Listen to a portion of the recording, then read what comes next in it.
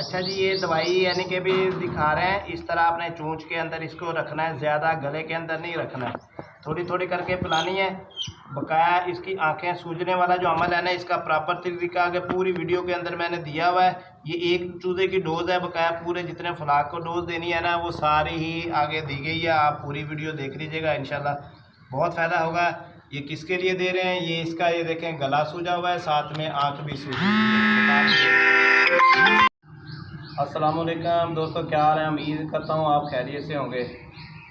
आज आपको एक चूज़ा दिखा रहे हैं, इसकी ये आँख देखें बिल्कुल साफ़ है। आजकल हम जो है ना आँखों की बीमारी के मतलब बता रहे हैं। अच्छा, और ये आँख जो है ना ये सूजी हुई है। अच्छा, ये आँख सोजिश का अमल इसमें कम है, और इसका जो गला है ना गला, ये गला अंदर से सूज जाता है, और इसके अंदर ना खाने पीने की सलाहियत जो होती है वो कम हो जाती है। चूज़ा जो जिसकी आंखें सूजती हैं ना ये गर्म भी होता है, इसको साथ ही बुखार हो जाता है। और नाक देखेंगे, नाक दबाएंगे तकरीबन नाक में भी आपको रेशा लगेगा, ये उंगली के ऊपर रेशा लग गया है, ठीक है ना। अब इसको नज़ला जो है ना इसके अंदर ही फंस गया है, यानी कि ये बाहर नहीं आ रहा है। तो अब हमने इसका इलाज करना है प्रॉपर तरीके से। 2 वीडियो मैंने पहले भी फेंकी हुई हैं।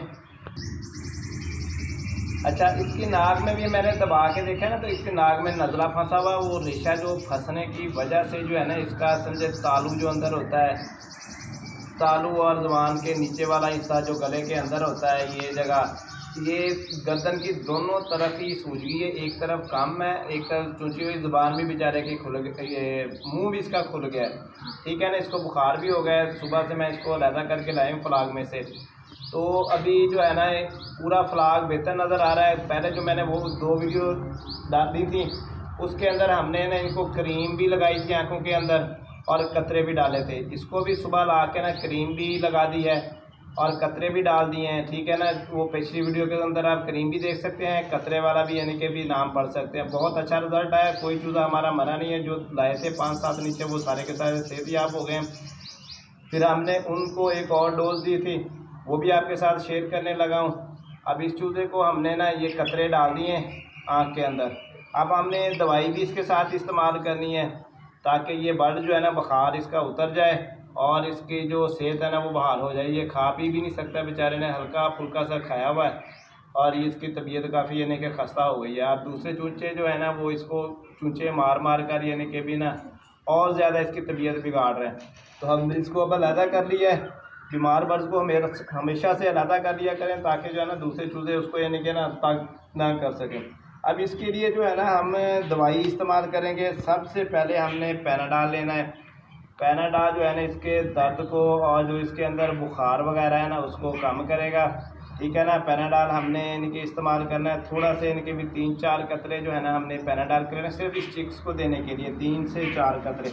और इसके बाद ये सोफ्टन सिरप है, सोफ्टन सिरप भी हमने 2 से 3 कतरे ही लेने हैं, ठीक है ना। फिर ये नेल स्टार्ट है, इसके भी 3 से 4 कतरे ले लेने हैं। लेकर सरिंज में ये मैंने छोटा सा मग्गा रखा हुआ है, इसमें डालेंगे 3-3, 4-4 कतरे, और इसको एक डोज जो है ना ये सरिंज के ज़रिए हमने दे देनी है। सरिंज के ज़रिए थोड़ा सा पानी मिक्स करेंगे, फिर दवाई को मिक्स करने के बाद जो है ना हम इस चूज़े को दे देंगे। अच्छा, पूरे फ्लाग के लिए अब आपको बताने लगा हूँ। अब ये मसला जो है ना समझ लें कि पूरे फ्लाग में से काफ़ी चूज़ों को ये शिकायत होगी, मगर नज़र वही आता है जो ज़्यादा निढाल हो जाता है या ज़्यादा बीमार हो जाता है, ठीक है ना। हम जाकर मुशाहिदा करते हैं, जब भी फीड डालनी हो ना तो फीड डालने के फ़ौरन बाद आप देखें सारे चूज़े जब फीड खाना शुरू कर दें, डब्बों पे यानी कि हैवी होने लगे, तो जो चूज़ा आप देखें अलग से खड़ा हुआ है फ्लाग के अंदर कोने में जा रहा है, ये साइड पे लग रहा है, वो खाना नहीं खा रहा, फीड नहीं उठा रहा, तो समझें कि वो बीमार है, ठीक है ना। उसको आप करीब जाकर देखेंगे तो वो बीमार होगा। ये भी इसी तरह मैं निकाल के लाया हूँ इसको। अब हम पूरे फ्लाग के लिए आपको डोज बताने वाले हैं कि पूरे फ्लाग को आपने क्या डोज देनी है। नेल स्टार्ट 1 ml 1 लीटर पानी के हिसाब से, पैनाडाल 1 ml 1 लीटर पानी के हिसाब से, और जो ये सॉफ्टन है ये एलर्जी के लिए होता है, ठीक है ना। ये नेल स्टार्ट भी गले के लिए होता है, गले के जितना भी रेशा होता है ना ये इंसानों में भी इस्तेमाल होता है।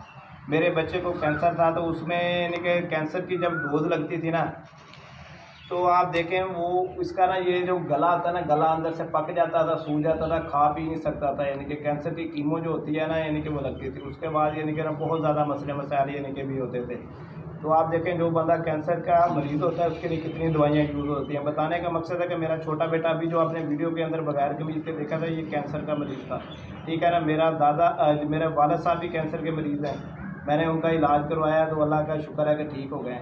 जब गला पकता था तो जो डॉक्टर थे वो गले के लिए जो है ना, मेरे बेटे को छोटा जो है ना 7 साल का ये बेटा है, अब्दुल्ला नाम इसका नाम है, तो ये सोफ्टन सिरप एलर्जी के लिए ये, और पैनाडॉल और ये नेलस्टार्ट, ये 3 सिरप का इस्तेमाल किया जाता था गले के लिए। यही जो पहले मैंने वीडियो बनाकर छोटे चूज़ों को दी कि जिनके आँख में हमने कतरे डाले थे और क्रीम डाले, उनको भी मैंने यही यूज़ कराया था। ये यूज़ करने के ठीक 12 घंटे के बाद चूज़े बेहतर होना शुरू किए थे, 24 घंटे के बाद ना बिल्कुल ठीक हो गए थे। आज हम पूरे फलाह को यही डोज इस्तेमाल कराएंगे। ये 3 दवाइयाँ पड़ी हुई हैं, ठीक है ना।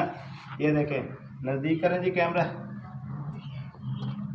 ये आपको दिखा रहा हूँ। ये तीनों दवाइयों के नाम है, 1 ml नेलस्टेट, ठीक है, नेलस्टेट ओरल ड्रॉप है, 1 ml जो है ना पैनाडॉल यानी कि भी देना है, 1 ml ही सोफ्टन देना है। ये तीनों दवाइयाँ मिलकर जो गले का प्रॉब्लम होता है 2 से 3 दिनों के अंदर ख़त्म हो जाता है। बकाया जितनी भी दवाइयाँ हम इस बीमारी के लिए देते हैं ना, आराम नहीं दोस्तों आता है।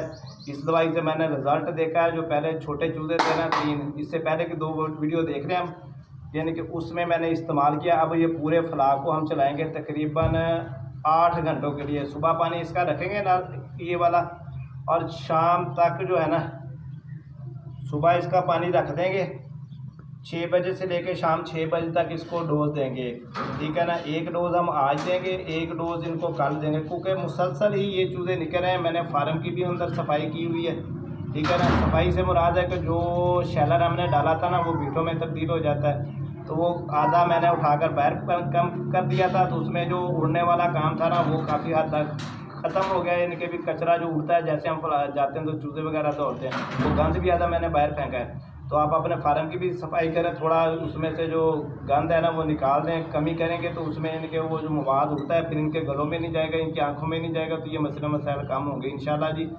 ये इससे आपको फ़ायदा होगा। हमने ये यूज़ किया, आज हम दोबारा 3 दिन के लिए इसका यूज़ करेंगे, ठीक है दोस्तों। MR6 फार्मिंग वाला आपको बराबर दिखा, जो अपने फलाह के अंदर इस्तेमाल कर रहा है वो आपके साथ शेयर करता जाता है जी। अगर मेरी बातें समझ में आए तो आप हमारे चैनल को सब्सक्राइब करें जी, दोस्तों के साथ आगे शेयर करें और कमेंट से हमें बताएं। इंशाल्लाह कोई भी छोटे मोटे फार्मर को मसला मसाइल हो तो वो हमसे कमेंट्स के अंदर पूछ सकता है, मैं बिला झिझक आपके कमेंट्स का जवाब दूंगा, ठीक है ना। बकाया नंबर भी आपको बता देता हूँ, 0301 761 9289 में नंबर है मेरा। कॉल करके भी मुझसे पूछ सकते हैं। अगर मैं बिज़ी हूँ तो बार बार कॉल मत कीजिएगा, क्योंकि मेरा अपना कपड़े का कारोबार भी है, ये मैं पार्ट टाइम काम करता हूँ सुबह शाम के हिसाब से। तो उस हिसाब से यानी कि भी आप कमेंट्स में भी जो है ना डेट क्लियर हो जाती है, आप कॉल करके भी पूछ सकते हैं। बजाय बात छोटी सी कीजिएगा ताकि मैं आपको कॉल पे भी जवाब दे सकूँ। कमेंट्स में भी दूंगा, मगर देर से यानी कि कभी मेरा नेट ऑन होता है कभी बंद होता है, ठीक है दोस्तों। अल्लाह हाफिज़।